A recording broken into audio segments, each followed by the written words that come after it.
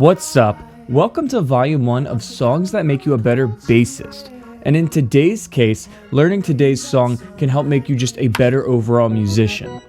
During the mid-1960s, one of the most legendary albums of all times was released, Pet Sounds by the Beach Boys. This album was quite different from their previous music.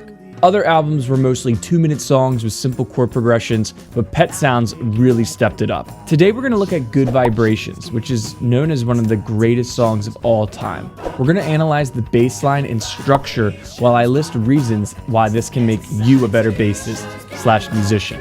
This song deserves every bit of credit as a clinic on composition and audio production. It has more than 90 hours of tape recorded and over 12 instruments. Talk about an expensive song to make. Composed by Brian Wilson, he had help writing his bass line with one of the most underrated, legendary female session players of all time, Carol Kaye.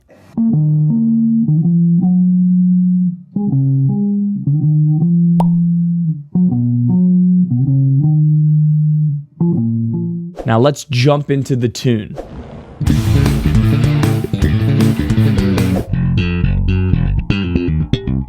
As the song kicks off, the bass is right there in the beginning as a melodic instrument, different from its normal job.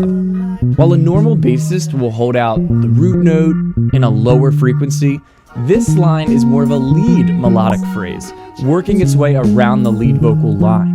Using the bass as a counter melody was very rare and a genius way to play this verse.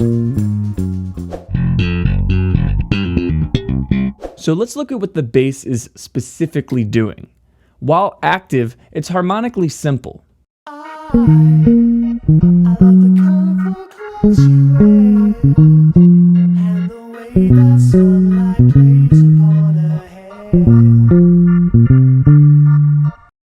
It's playing the root and the fifth and walking up the first 3 notes of that chord's major or minor scale.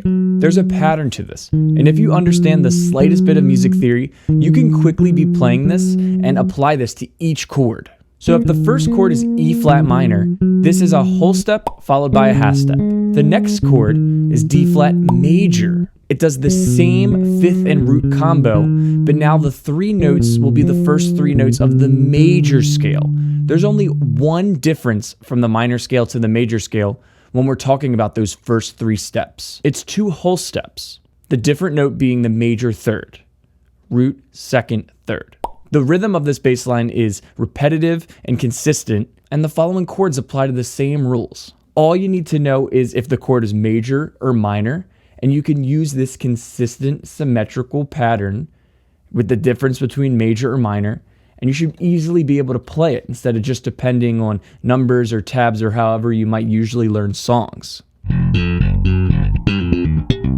So if we look at the chords as we work our way down the progression, you'll notice the key of the song is an E flat minor, which is a good key for you to study because it's commonly written out wrong, and it's not as common as other rock and roll keys. The progression is a descending one. Seeing a C flat major chord is technically the correct chord in this key signature, as most people would think it's B major. While those of course are enharmonically the same chords, this is the literal correct way on paper. It doesn't hurt to be right. So the bass line for the rest of the song as it goes into the chorus and onwards is serving the song. There's nothing as active as the intro, and it's still a great bass line throughout, but there's tons of other reasons why this still is great for you to learn. Being aware of modulating to different key changes can make you a better musician. Being aware of what you're playing and the form. The beginning of the song that starts in E flat minor, it modulates to the relative major, which is G flat major for the chorus. While the bass line maintains the same walking line, it's actually shifting keys. The key changes move in whole steps. G flat then to A flat, and then it moves to B flat. Same exact motif, but it's changing keys, which is a really cool way of eventually bringing you back to the E flat minor.